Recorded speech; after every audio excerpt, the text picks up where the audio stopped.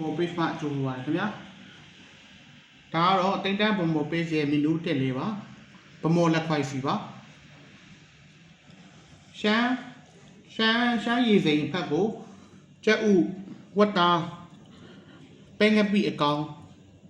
ပြီးတော့ခရမ်းကျင်ကြီးတွေစီတက်ထားပြီးမှချက်ထားတဲ့ဗမော်လက်ခွိုက်စီရတာစစ်ပါဗမော်လက်ခွိုက်စီကိုမြုပ်တီးကြော်လေးဒါကတော့ homemade တရုတ်ချင်ပါဒါကတော့ homemade ပမာချင်ပါဒါကတော့ချက်တော်မိတ်နန်းနန်းပဲပါဗမော်လက်ခွိုက်စီရဲ့တစ်နှစ်မှုကိုကြည့်ပါဦးခင်ဗျာ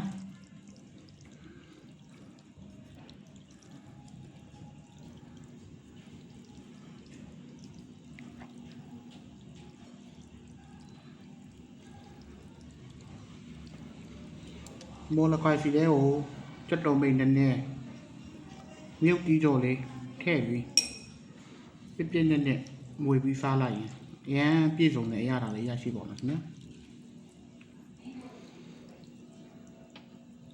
ဗမော်လက်ခွိုက်စီတပွဲကို4500ကျပ်ပါခင်ဗျာ